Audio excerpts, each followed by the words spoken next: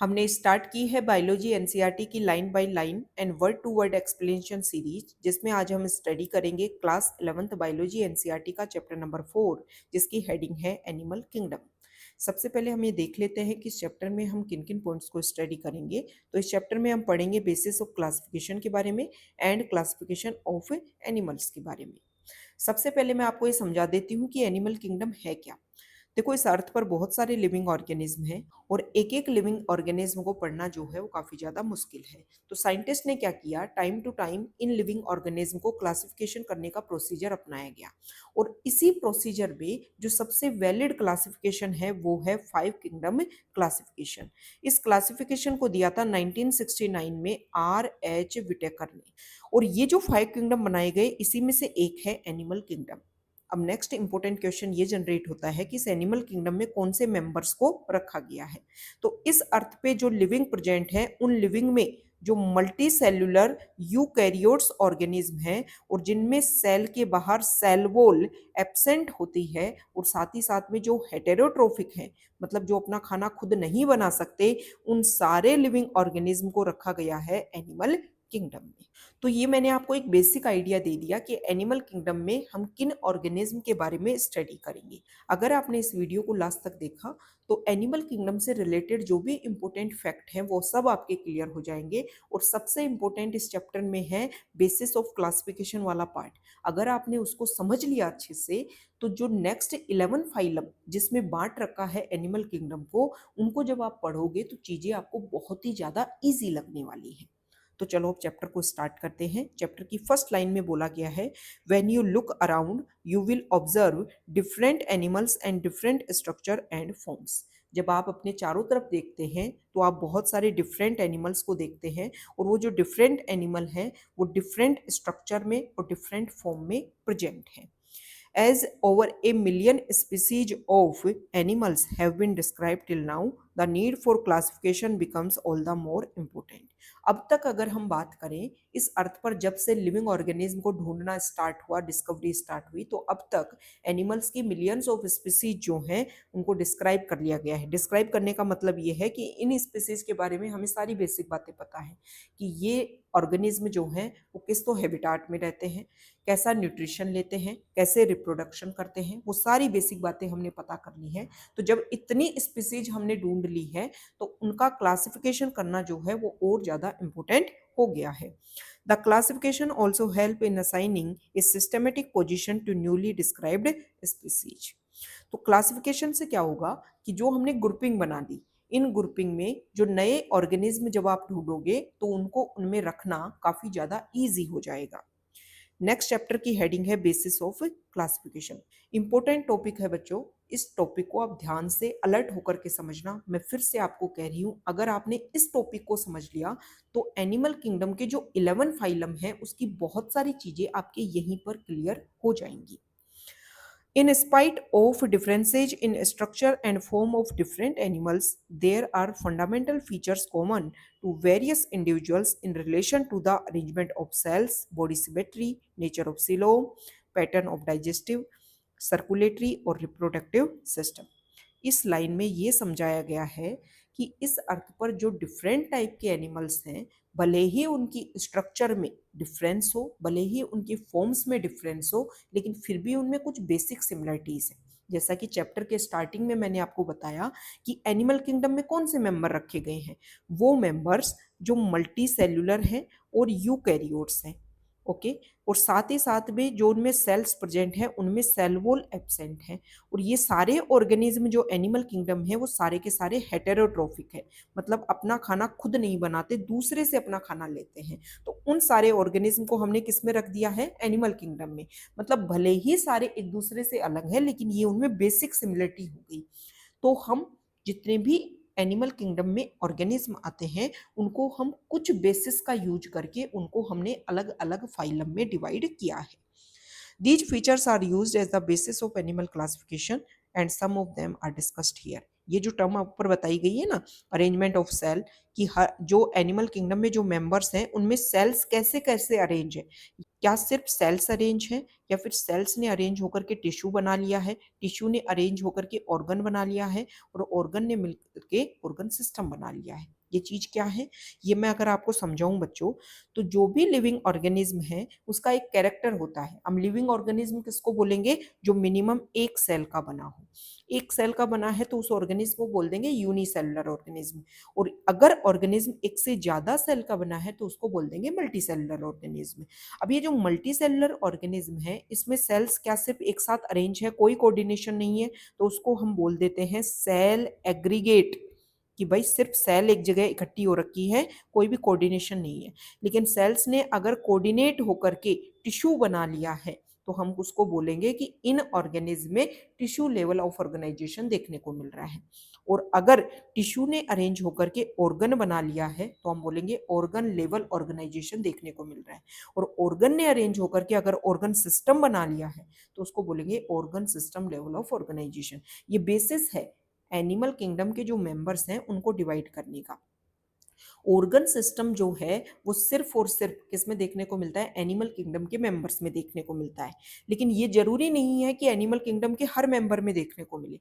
Animal kingdom जो है उसको 11 फाइलम में डिवाइड कर रखा है, और ये जो 11 फाइलम के जो मेंबर्स हैं इसमें अगर हम बेसिस वाला सबसे स्टार्टिंग वाला फाइलम देखें तो वो पोरीफेरा है। तो यहाँ पर ऐसा नहीं है कि यहीं से ऑर्गन सिस्टम जो है वो प्रोसीजर स्टार्ट हो गया। यहाँ पर सिर्फ जो है वो बहुत सारी सेल्स प्रेजेंट होती हैं पोरीफेरा में, और उन सेल्स में जो है वो कोऑर्डिनेशन इतना ज़्यादा देखने को नहीं मिलता है, मतलब वो मिलकर के टिश्यू में भी कन्वर्ट नहीं हो पाई है। तो जैसे जैसे हम एनिमल किंगडम के हायर फाइलम की तरफ बढ़ेंगे तब जाकर के ये कोऑर्डिनेशन जो है वो डेवलप होगा, तब जाकर के टिश्यू ऑर्गन ऑर्गन सिस्टम चीज़ें जो हैं वो डेवलप होंगी। तो यहाँ पर ये बोला गया है कि ये जो टर्म है arrangement of cells, body symmetry, nature of coelom, patterns of digestive, circulatory और रिप्रोडक्टिव सिस्टम, इनका यूज करके एनिमल किंगडम को हमने डिफ्रेंशिएट किया है। तो सबसे पहले मैं आपको हर टॉपिक के बारे में पढ़ाऊं, पहले मैं आपको ये बताऊंगी कि इस एनिमल किंगडम को जो 11 फाइलम में हमने डिवाइड किया है उनके नेम क्या है। बच्चों आपको ये जो नेम है 11 फाइलम के, ये एज इट इज इसी सीक्वेंस में याद करने हैं, जिससे आपके लिए बहुत सारी चीजें ईजी हो जाएंगी। सबसे पहले तो एनिमल किंगडम में जो मेंबर्स हैं उनको मेटाजोआ बोला जाता है। मेटाजोआ का मतलब क्या है, मेटा जो है इस वर्ड का मतलब होता है मल्टीसेलुलर, और जोआ वर्ड का मतलब होता है एनिमल। मतलब एनिमल किंगडम में जो मेंबर्स हैं वो कैसे हैं, मल्टी सेलुलर एनिमल्स हैं। एनिमल किंगडम को 11 फाइलम में डिवाइड किया गया है। फर्स्ट फाइलम जो है वो पोरीफेरा है, और इसी फाइलम का कॉमन नेम है स्पॉन्जेज, ये आपको ध्यान में रखना है। वैसे मैं जब एक एक फाइलम पढ़ाऊंगी तब भी ये सारी बेसिक बातें आपको बताने वाली हूँ। सेकंड फाइलम है सिलेंट्रेटा, जिसको अभी प्रेजेंट टाइम में निडेरिया के नाम से जानते हैं। थर्ड फाइलम है टीनोफोरा, ये 11 फाइलम में सबसे स्मॉलेस्ट फाइलम है, और सबसे लेटेस्ट जो फाइलम बना है वो टीनोफोरा है। एक्चुअली क्या था, पहले टीनोफोरा के मेंबर्स जो है वो सिलेंट्रेटा फाइलम में ही रखे जाते थे, लेकिन बाद में देखा गया कि टाइम के साथ में देखा गया टीनोफोरा कुछ ऐसे मेंबर्स है सिलेंट्रेटा फाइलम में जिनमें कुछ एक्टिविटीज, कुछ कैरेक्टर जो है वो डिफरेंट है, जिसके बेसिस पर कुछ मेंबर्स को निकाल करके अलग फाइलम बनाया गया टीनोफोरा। ऐसा हो सकता है कि आने वाले टाइम में, अभी हम 11 फाइलम पढ़ रहे हैं, आने वाले टाइम में जो है वो हमें इससे भी ज्यादा फाइलम देखने को मिले, ऐसा हो सकता है। नेक्स्ट जो फाइलम है प्लेटीहेल्मिंथीज, नेक्स्ट जो फाइलम है एस्केलमेंथीज। प्लेटीहेल्मिंथीज के जो मेंबर्स है उनको फ्लैट वॉर्म्स के नाम से जाना जाता है, ये कॉमन नेम है। एस्केलमेंथीज फाइलम के जो मेंबर्स हैं उनको राउंड वॉर्म्स के नाम से जाना जाता है। नेक्स्ट फाइलम है एनेलिडा, उसके बाद में आता है आर्थ्रोपोडा। ये एनिमल किंगडम का सबसे लार्जेस्ट फाइलम है। इस अर्थ पर जितने भी एनिमल्स हैं उनमें से 2/3 एनिमल्स जो हैं वो आर्थ्रोपोडा फाइलम के मेंबर हैं। उसके बाद में फाइलम है मोलस्का, और ये एनिमल किंगडम का सेकंड लार्जेस्ट फाइलम है। नेक्स्ट है इकाइनोडर्मेटा, उसके बाद में हेमिकोडेटा, और सबसे लास्ट में 11 नंबर का फाइलम है कोडेटा, जिसके हम पार्ट हैं। ह्यूमन जो है वो कोडेटा फाइलम में आता है। हालांकि कोडेटा फाइलम को आगे जाकर के और सब फाइलम, उसके बाद में डिवीजन, फिर सुपर क्लास, और फिर क्लास आती है मैमल्स, जिसमें हम आएंगे एक एक करके सब चीजें आपको समझाऊंगी। तो सबसे पहला काम क्या है आपका, कि ये जो 11 फाइलम के नेम है ये आपको एज इट इज याद करने हैं, इसी सीक्वेंस में याद करने हैं। करने हैं। अब मैं आपको बेसिस ऑफ क्लासिफिकेशन समझाती हूँ कि ये जो 11 फाइलम जो है वो हमने डिवाइड किए एनिमल किंगडम को, मतलब आपको एक बात तो क्लियर हो गई कि एनिमल किंगडम में जितने भी मेंबर्स हैं उनमें कुछ कुछ जो है वो क्या है, डिफरेंसेज है। ओके, तो बच्चों इस सीक्वेंस में याद कर लेना चीजों को, और फिर अब एक एक चीज जो है वो हम समझते हैं। फर्स्ट जो टॉपिक है बेसिस ऑफ क्लासिफिकेशन में, लेवल ऑफ ऑर्गेनाइजेशन। मतलब एनिमल किंगडम में जो मेंबर्स हैं वो सारे के सारे मल्टी सेलुलर हैं, लेकिन जो मेंबर्स हैं उनमें कोऑर्डिनेशन किस लेवल तक जाकर के डेवलप हुआ है, वो कैसे कैसे किस सीक्वेंस में अरेंज है, वो हम यहाँ पर पढ़ेंगे। दो, all members of animalia are multi cellular. सारे के सारे मेंबर्स कैसे हैं, मल्टी सेलुलर हैं। एनिमल किंगडम में जो भी मेंबर्स हैं वो all of them do not exhibit the same pattern of organisation of cells. लेकिन ऐसा मतलब नहीं है कि सारे में जब बहुत सारी सेल्स है तो सब में कोऑर्डिनेशन भी सेम तरीके का है, ऐसा नहीं है। फॉर एग्जाम्पल इन स्पॉन्जेज, स्पॉन्जेज कौन सा है, जो फर्स्ट नंबर का फाइलम है एनिमल किंगडम का पोरिफेरा, उसी का कॉमन नेम है sponges. In sponges the cells are arranged as loose aggregates. Cells जो हैं वो सिर्फ इस तरीके से इकट्ठा है, उनमें कोई कोऑर्डिनेशन नहीं है। इसको बोलते हैं cellular level of organisation. They exhibit cellular level of organisation. Some division of labour activities occur among the cell. अब ये जो मल्टी सेलुलर सेल्स है, पोरीफेरा में जो बहुत सारी सेल्स प्रेजेंट है, इनमें भले ही कोऑर्डिनेशन होकर के टिश्यू में कन्वर्ट नहीं हो पाई, लेकिन इनमें भी डिवीजन ऑफ लेबर देखने को मिलता है। मतलब एक सेल जो है वो डाइजेशन का काम कर रही है, कुछ सेल जो है वो मिलकर के रेस्पिरेशन में हेल्प कर रही है, कुछ सेल जो है वो रिप्रोडक्शन में हेल्प कर रही है। ऐसा कोऑर्डिनेशन इनमें भी देखने को मिलता है, भले ही हालांकि ये टिश्यू में कन्वर्ट नहीं हो पाई है। नेक्स्ट लाइन में बोल रखा है इन सिलेंट्रेट्स, जो सेकंड नंबर का फाइलम है जिसको निडेरिया के नाम से जानते हैं, the arrangement of cells is more complex. अब धीरे धीरे, अब धीरे धीरे जैसे पोरिफेरा से हम आगे की साइड बढ़ रहे हैं, तो एनिमल किंगडम के जो मेंबर्स हैं, जो एनिमल किंगडम के जो मेंबर्स हैं वो कॉम्प्लेक्स होते जा रहे हैं। Here the cells performing the same function are arranged into tissues, hence is called tissue level of organisation. मतलब पोरीफेरा में जो सेल्स में अरेंजमेंट इस लेवल का नहीं था, उनमें कोऑर्डिनेशन डेवलप नहीं होता, सिर्फ मल्टी सेलुलर सेल्स जो हैं वो एक साथ इकट्ठी थी, जिसको सेलुलर लेवल ऑफ ऑर्गेनाइजेशन बोलते हैं। लेकिन सेकेंड नंबर का जो फाइलम है सिलेंट्रेटा, वहां पर सेल्स में कोऑर्डिनेशन डेवलप हुआ और उन्होंने अपने आप को किस में कन्वर्ट करने लग गई, टिश्यू में कन्वर्ट करने लग गई।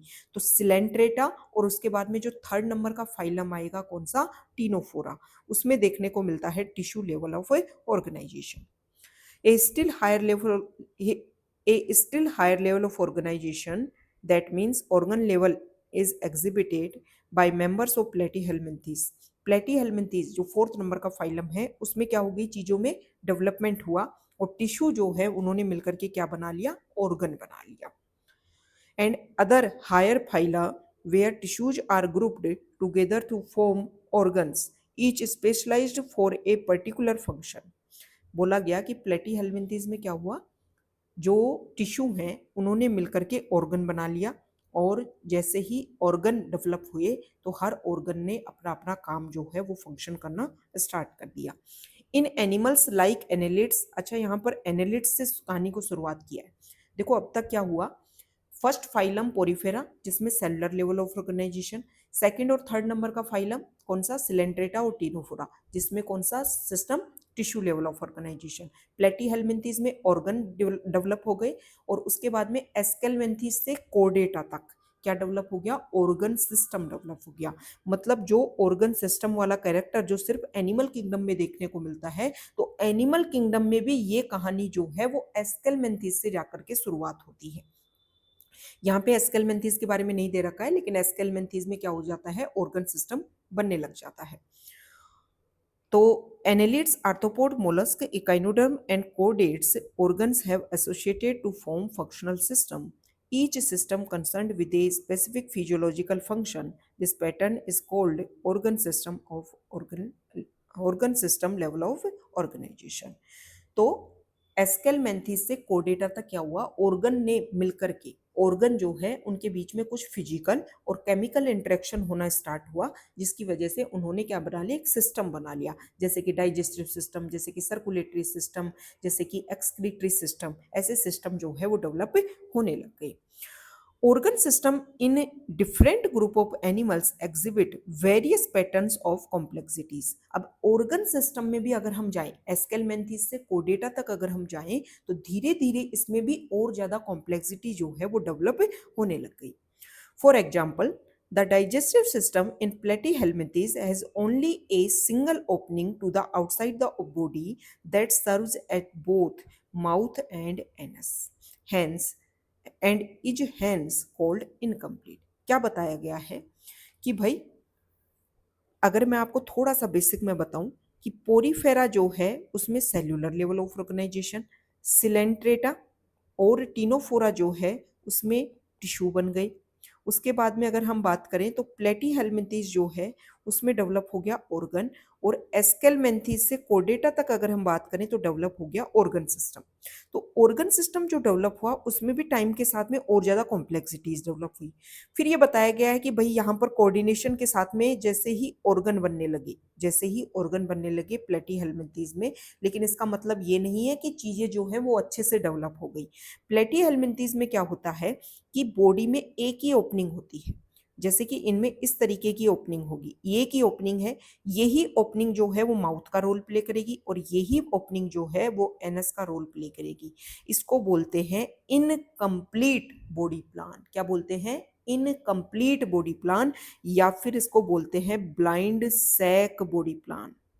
ब्लाइंड मतलब अंधी, एक ही तरफ से ओपनिंग है, तो एक ऐसी सैक है जिसमें एक ही ओपनिंग है। ऐसा किसमें देखने को मिल रहा है? प्लेटीहेल्मिंथीज में। अच्छा, ऐसी ही कहानी किसमें देखने को मिलती है? सिलेंट्रेटा में, टीनोफोरा में। जो पोरीफेरा है उसमें सेल एग्रीगेट बॉडी प्लान है, सिर्फ सेल्स ने इकट्ठे होकर के जो है वो अपनी स्ट्रक्चर बना रखी है। तो पोरीफेरा में जो बॉडी प्लान है वो कैसा है? सेल एग्रीगेट बॉडी प्लान है। सिलेंट्रेटा, टीनोफोरा और प्लेटीहेल्मिंथीज में जो बॉडी प्लान है वो कैसा है? Blind sac body plan. ये इंपोर्टेंट लाइन आप ध्यान में रखना है, ये वर्ड यहाँ पर नहीं दे रखा है, यहाँ पर सिर्फ ये समझा रखा है कि प्लेटीहेल्मिंथीज में माउथ और एनस जो है वो एक ही ओपनिंग जो है वो दोनों का रोल प्ले करेगी, जिसको इनकम्प्लीट बॉडी प्लान बोल देते हैं। एस्केलमेंथीज से पूरा ऑर्गन सिस्टम डेवलप हो गया, एस्केलमेंथीज से कोडेटा तक। एस्केलमेंथीज में पहली बार ऐसा हुआ कि एलिमेंट्री कैनाल जो है वो कंप्लीट एलिमेंट्री कैनाल देखने को मिलती है। मतलब दो ओपनिंग होंगी बॉडी में, एक माउथ और एक एनस। माउथ से जो है फूड को इंजेस्ट करेंगे और एनस से जो भी बॉडी में वेस्टेज है उस फीकल मैटर को बॉडी से बाहर निकाला जाएगा। इसको बोलते हैं कंप्लीट बॉडी प्लान। ठीक है, या फिर इसको एक नाम और बोलते हैं tube with in tube body plan. ये इंपॉर्टेंट टर्म है, ये आपको ध्यान में रखना है। नेक्स्ट लाइन में बता रखा है complete digestive system has two openings. Complete digestive system जहां होगा वहां दो ओपनिंग होगी, माउथ और एनस। ठीक है, और कहां से कहां तक होगा? ये एस्केलमेंथीज से कोडेटा तक होगा।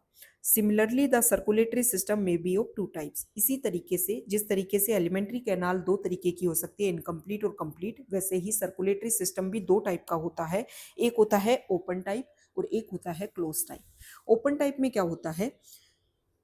In open type, in which the blood is pumped out of the heart and the cells and tissues are directly bathed in it।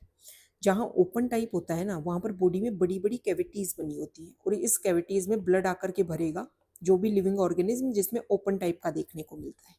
ठीक है, और यहाँ पर बॉडी में जो भी टिश्यू है, जो भी ऑर्गन है, वो क्या होंगे? डायरेक्ट इसके कॉन्टैक्ट में आएंगे। और क्लोज टाइप में क्या होगा? इसमें बॉडी में पतली पतली ट्यूब्स फैली रहेंगी, जैसे अपनी बॉडी में आर्टरीज हैं, वेन्स हैं, कैपिलरीज हैं, जिनके थ्रू ब्लड जो है वो फ्लो करेगा। और डायरेक्टली हमारे ऑर्गन्स जो हैं वो डायरेक्टली ब्लड के कॉन्टैक्ट में नहीं आते। किसमें? क्लोज टाइप में। in which the blood is circulated through a series of vessels of varying diameter, arteries, veins and capillaries। अब ये जो ब्लड वेसल्स जो हैं इनका डायमीटर जो है वो अलग अलग होता है। मान लो कोई वाइड है, कोई जो है वो नैरो है। ठीक है, ब्लड कैपिलरीज की जो वॉल होती है वो काफ़ी ज़्यादा थिन होती है। यहाँ पर सिंपल स्क्वेमस एपिथेलियम प्रेजेंट होता है, जिससे ब्लड सिंपल डिफ्यूजन के थ्रू ऑर्गन्स के पास आएगा और ऑर्गन्स के पास में जो भी वेस्टेज है वो सिंपल डिफ्यूजन के थ्रू जो है वो ब्लड कैपिलरीज में चला जाएगा। समझ में आया? अब तक हमने पढ़ लिया कि एलिमेंट्री कैनाल दो टाइप की, कंप्लीट और इनकम्प्लीट। इसके साथ में हमने पढ़ा कि इसके साथ में हमने पढ़ा कि सर्कुलेटरी सिस्टम दो टाइप का, ओपन टाइप और क्लोज टाइप। अब सबसे इंपॉर्टेंट क्वेश्चन ये उठता है कि कहाँ पर तो ओपन टाइप देखने को मिलेगा और कहाँ पर क्लोज टाइप देखने को मिलेगा। तो इसको आप एक ट्रिक के थ्रू याद करिए। जो 11 फाइलम है उसमें सबसे हायर लेवल पर आता है कोर्डेटा। जो कोर्डेटा फाइलम है ना, उसमें क्लोज टाइप का सर्कुलेटरी सिस्टम देखने को मिलता है। कोर्डेटा से जस्ट पहले जो है वो फाइलम आता है हेमिकोर्डेटा। हेमिकोर्डेटा जो है उसमें ओपन टाइप का देखने को मिलेगा। हेमिकोर्डेटा से जो पहले आएगा वो होता है इकाइनोडर्मेटा। इकाइनोडर्मेटा में सर्कुलेटरी सिस्टम एब्सेंट होता है, वहां पर वोटर वस्कुलर सिस्टम प्रेजेंट होगा और उसी के थ्रू जो है वो सारी चीजें सर्कुलेट होंगी। हेमिकोर्डेटा से पहले अगर हम इकाइनोडर्मेटा से पहले अगर हम बात करें तो फाइलम जो है वो मोलस्का आएगा और मोलस्का में ओपन देखने को मिलता है सर्कुलेटरी सिस्टम। मोलस्का जो है वहां पर एक एक्सेप्शन देखने को मिलता है और एक्सेप्शन है ऑक्टोपस। ऑक्टोपस जो है जिसको हम डेविल फिश के नाम से भी जानते हैं, जिसका कॉमन नेम डेविल फिश है, इसमें क्लोज टाइप का सिस्टम देखने को मिलेगा। अब मोलस्का से पहले जो फाइलम आता है वो आता है आर्थ्रोपोडा और वहां पर भी ओपन देखने को मिलेगा। आर्थ्रोपोडा के सभी मेंबर्स में ओपन है और आर्थ्रोपोडा से जो पहले जो फाइलम आएगा वो आएगा एनेलिडा। एनेलिडा जो है उसमें क्लोज सिस्टम होगा। तो एनेलिडा में भी एक मेंबर आता है जिसको बोलते हैं लीच। लीच जो है उसमें कैसा देखने को मिलेगा, उसमें ओपन टाइप का जो है वो सर्कुलेटरी सिस्टम देखने को मिलता है। नेक्स्ट टॉपिक जो है वो क्लासिफिकेशन का वो है सिमेट्री। सिमेट्री का मतलब ये होता है कि कोई भी लिविंग ऑर्गेनिज्म, कोई भी एनिमल जो प्रेजेंट है उसको हम कितने प्लेन से काटें कि वो इक्वल हाउस में बढ़ जाए। तो सबसे पहले यहाँ पर बोला गया है एनिमल कैन बी कैटेगराइज्ड। देखो तीन तरीके की सिमेट्री देखने को मिलती है। एक जो सिमेट्री होती है एसिमेट्रिकल। एसिमेट्री का मतलब ये होता है कि आप किसी भी प्लेन से कट करो वो इक्वल हाउस में नहीं बटेगा। और जो दूसरी सिमेट्री होती है उसका नाम होता है रेडियल सिमेट्री। रेडियल सिमेट्री का मतलब होता है आप कितने भी प्लेन से कट करो वो इक्वल हाउस में बढ़ जाएगा। और उसके बाद में एक सिमेट्री होती है बाइलेटरल सिमेट्री। यहाँ पर आपको डायग्राम के थ्रू भी ये चीजें शो कर रखी है। बाइलेटरल सिमेट्री में ये होता है कि जो हम एक प्लेन से कट करेंगे तभी वो इक्वल हाउस में बटेगा। तो ये जो डायग्राम है वो बाइलेटरल सिमेट्री का है और यहाँ पर जो डायग्राम दे रखा है वो रेडियल सिमेट्री का है। रेडियल सिमेट्री में आप देखो कितने भी प्लेन से उसको कट कर रहे हैं तब भी वो इक्वल हाउस में बढ़ रहा है और बाइलेटरल सिमेट्री में सिर्फ एक प्लेन से कट करने पर इक्वल हाउस में बढ़ता है। Animals can be categorise on the basis of their symmetry. तो सिमेट्री के बेसिस पर भी हम एनिमल्स को कैटेगराइज कर सकते हैं। Sponges are mostly asymmetrical. Sponges कौन, जो फर्स्ट फाइलम है पोरिफेरा, उसको हम कॉमन नेम है उसका स्पॉन्जेस, तो उसमें एसिमेट्रिकल। एसिमेट्रिकल का मतलब ये है कि उसको हम बांट ही नहीं सकते हैं। Any plane that passes through the center does not divide them into equal halves। आप कितने ही प्लेन से उसको सेंटर से पास कर लो वो इक्वल हाउस में नहीं बटेगा। किसमें, पोरिफेरा जो फाइलम है उसके members. When any plane passing through the central axis of body divides the organism into two identical halves it is called radial symmetry. इसका मतलब होता है कि अगर हम सेंटर से कितने ही प्लेन जो है वो पास करें, मतलब कितने ही तरीके से आप काटो तो वो हमेशा किस में बटेगा, दो इक्वल हाउस में बढ़ जाएगा। तो इसको बोलते हैं रेडियल सिमेट्री। किस किस में देखने को मिलती है रेडियल सिमेट्री, तो ये देखने को मिलती है सिलेंट्रेटा में, टीनोफोरा में, सेकंड और थर्ड नंबर का फाइलम है वो, और साथ ही साथ में इकाइनोडर्मेटा में, अडल्ट इकाइनोडर्मेटा में रेडियल सिमेट्री देखने को मिलती है। Coelenterate, ctenophore and echinoderms have this kind of body plan. किस टाइप का, रेडियल सिमेट्री का। ठीक है। Animals like annelids, arthropods etcetera where the body can be divided into identical left and right house in only one plane exhibit bilateral symmetry। तो प्लेटी से और कोडेटा तक के जो मेंबर्स हैं उनमें सिमेट्री कैसी देखने को मिलती है, बाइलेटरल सिमेट्री। और इसमें एक एक्सेप्शन है कि इकाइनोडर्मेटा के अडल्ट में तो देखने को मिलेगी कौन सी, रेडियल सिमेट्री, और इकाइनोडर्मेटा का जो लार्वा है ना उसमें देखने को मिलेगी बाइलेटरल सिमेट्री। ये इंपॉर्टेंट पॉइंट है, आपको ध्यान में रखना है। नेक्स्ट जो बता रखा है, देखो तीनों तरीके की सिमेट्री में क्या समझ में आया। एसिमेट्रिकल में तो कोई भी प्लेन से कट नहीं होगा। रेडियल सिमेट्री में एनी प्लेन, किसी भी प्लेन से जो है वो दो इक्वल हाउस में बढ़ जाएगा। और बाइलेटरल सिमेट्री में सिर्फ एक प्लेन से कट करने पर ही इक्वल हाउस में बटेगा। नेक्स्ट जो टॉपिक है वो है डिप्लोब्लास्टिक और ट्रिप्लोब्लास्टिक ऑर्गेनाइजेशन। कि जो ऑर्गेनिज्म है उनमें सिर्फ अगर दो ही लेयर हो, एक्टोडर्म बाहर की तरफ और एंडोडर्म अंदर की तरफ, तो उसको बोलते हैं डिप्लोब्लास्टिक। ट्रिप्लोब्लास्टिक का मतलब ये है कि तीन जर्म लेयर प्रेजेंट हो, एक्टोडर्म, एंडोडर्म और उनके बीच में जो है वो क्या प्रेजेंट हो, मीजोडर्म। तो उन ऑर्गेनिज्म को हम बोल देंगे ट्रिप्लोब्लास्टिक ऑर्गेनिज्म। समझ में आया? डिप्लोब्लास्टिक में दो ही जर्म लेयर होंगी और ट्रिप्लोब्लास्टिक में तीन जर्म लेयर होंगी। सबसे लेटेस्ट कौन सी होगी? मीजोडर्म होगी। Animals in which the cell are arranged in two embryonic layers, an external ectoderm or internal endoderm, are called diploblastic animals. तो डिप्लोब्लास्टिक में कौन आ गए? जिसमें दो ही जर्म लेयर हैं। और इसमें कौन कौन आएंगे? एक ही एग्जाम्पल दे रखा है, सिलेंट्रेटा, लेकिन सिलेंट्रेटा के साथ साथ में टीनोफोरा जो है ना, वो भी यहाँ पर प्रेजेंट होगा। मतलब वो भी कैसे ऑर्गेनिज्म है? डिप्लोप्लास्टिक।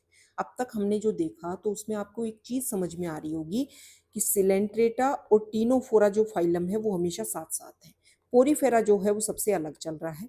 और प्लेटीहेल्मिन्थीज जो है ना, वो कभी तो चला जाएगा एस्केलमेंथीज टू कोर्डेटा के साथ में, और कभी चला जाएगा सिलेंट्रेटा और टीनोफोरा के साथ में। पूरी वीडियो को अगर आप दोबारा से सुनोगे तो ये चीज आपको अच्छे से क्लियर होगी। ठीक है? तो प्लेटीहेल्मिन्थीज जो है वो कभी तो एस्केलमेंथीज टू कोर्डेटा के साथ में जा रहा है और कभी किसके साथ जा रहा है? सिलेंट्रेटा टू टीनोफोरा के साथ में। तो डिप्लोब्लास्टिक मेंबर्स कौन कौन से हैं? सिलेंट्रेटा और टीनोफोरा के जो मेंबर्स हैं वो है डिप्लोब्लास्टिक। मतलब उनमें दो ही जर्म लेयर है, मतलब उनमें जो सेल्स है ना वो दो ही लेयर में अरेंज होती है। लेकिन ये जो डिप्लोब्लास्टिक मेंबर्स हैं उनमें an undifferentiated layer mesoglea is present in between the ectoderm and endoderm. यहाँ पर आप डायग्राम में देखिए, ये बाहर जो है ये एक्टोडर्म है, ये अंदर जो है वो एंडोडर्म है, और ये जो बीच में आपको जो जगह दिख रही है रेड कलर की, ये क्या है? मीजोगिलिया है। Those animals in which the developing embryo has a third germinal layer, mesoderm, in between the ectoderm and endoderm are called triploblastic animals. और ये कहाँ से कहाँ प्रेजेंट होंगे? Platyhelminthes to chordata. प्लेटीहेल्मिन्थीज जो कोर्डेटा जो मेंबर्स होते हैं वो ट्रिप्लोब्लास्टिक, मतलब उनमें तीन जर्म लेयर होंगी, बाहर एक्टो, अंदर एंडो और बीच में मीजोडर्म। लेकिन ये मीजोडर्म जो है, बीच में जो मीजोडर्म है वो कैसे कैसे अरेंज है, कैसे कैसे अरेंज होकर के अगर एक खाली जगह बना रही है तो उसको बोलते हैं बेटा सीलोम। सीलोम को मतलब होता है कैविटी। तो मीजोडर्म कैसे कैसे अरेंज है, जिसके बेसिस पर भी ये जो प्लेटीहेल्मिन्थीज तो कोर्डेटा मेंबर्स हैं इनको भी हम तीन पार्ट में बांटते हैं। अगर बीच में जो मीजोडर्म है वो सारी सेल्स के फॉर्म में अरेंज है, कोई भी कैविटी नहीं बना पा रही है, तो इसको बोल देते हैं एसिलोमेट मेंबर्स। अगर मीजोडर्म जो है वो पाउच के फॉर्मेट में अरेंज है तो उसको हम बोल देते हैं सूडोसिलोमेट। और अगर मेसोडर्म ने डिवाइड होकर के दो लेयर, एक लेयर एंडोडर्म को जो है वो लेयरिंग कर रही है और एक लेयर जो है वो एक्टोडर्म को लेयर कर रही है, और बीच में खाली जगह बन गई है, कैविटी बन गई है, ऐसे मेंबर्स को बोल देते हैं ट्रू सिलोमेट, यू सिलोमेट या फिर सिलोमेट मेंबर्स। ओके? तो प्लेटीहेल्मिन्थीज में तो एसिलोमेट देखने को मिलेगा, एस्केलमिन्थीज में जो है वो सूडोसिलोमेट देखने को मिलेगा, और फिर उसके बाद में एनेलिडा टू कोर्डेटा तक तो जो है वो ट्रू सिलोम देखने को मिलेगा। Presence or absence of a cavity between the body wall and the gut wall is very important in classification. बहुत ज़्यादा important है। The body cavity which is lined by mesoderm is called coelom. Coelom किसको बोलते हैं? वो खाली जगह जो दोनों तरफ से mesoderm से लाइन हो रखी हो उसको क्या बोलेंगे? coelom बोलेंगे। Animals possess coelom are called coelomate. Example है annelid, mollusc, arthropoda, echinodermata, hemichordata and chordata. मतलब एनेलिड से कोर्डेटा तक के जो फाइलम है उन सब में सीलोम कंडीशन देखने को मिलती है, वो सीलोमेट है। In some animals, the body cavity is not lined by mesoderm. Instead, the mesoderm is present as scattered pouches in between the ectoderm and endoderm. Such a body cavity is called pseudocoelom, and the animals possess them are called pseudocoelomates. समझ में आ गया? अगर mesoderm जो है वो pouch के format में present हो तो ऐसी कैविटी को सूडोसिलोम बोल देंगे, ऐसे एनिमल्स को सूडोसिलोमेट बोल देंगे।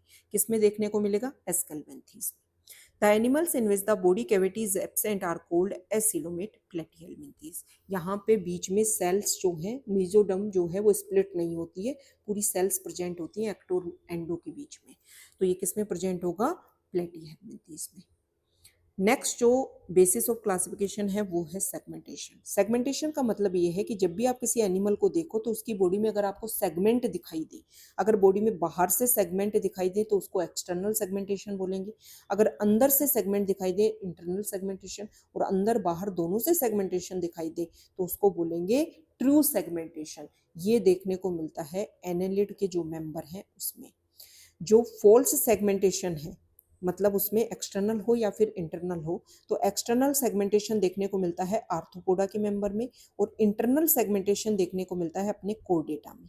कोर्डेटा में आप अपनी जो बैकबोन है उसको टच करके देखिए।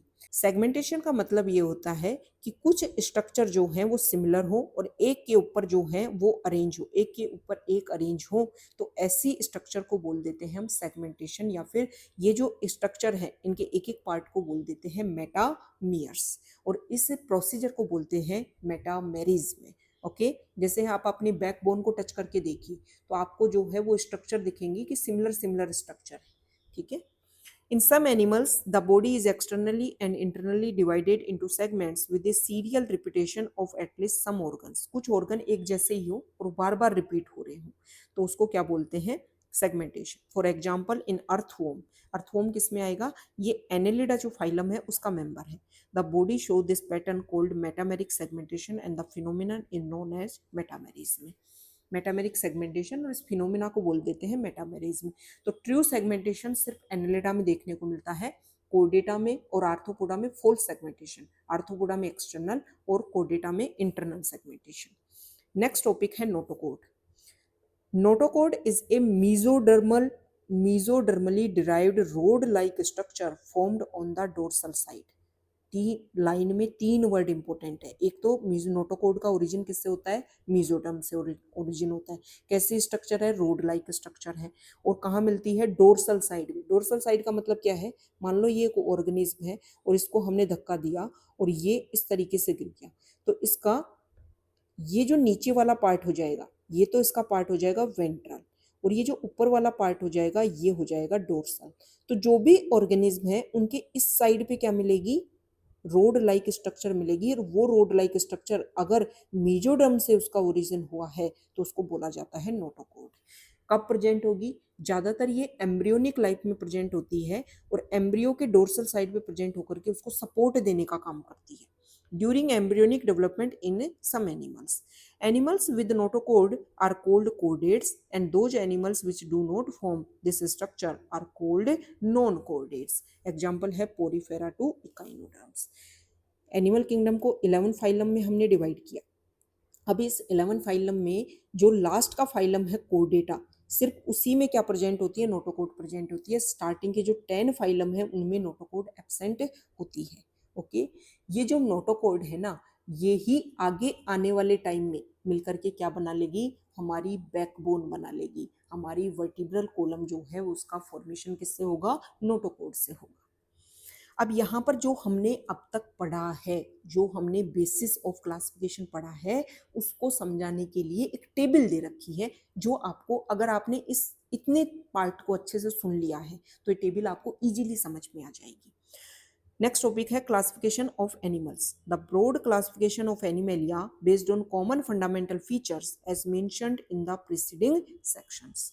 भाई ये जो पॉइंट अपन ने पढ़े ये हर ऑर्गेनिज्म में प्रेजेंट है, लेकिन उनका प्रेजेंट होने का तरीका जो है वो डिफरेंट है, तो उसके बेसिस पर हमने एनिमल्स को डिवाइड किया अलग अलग फाइलम में।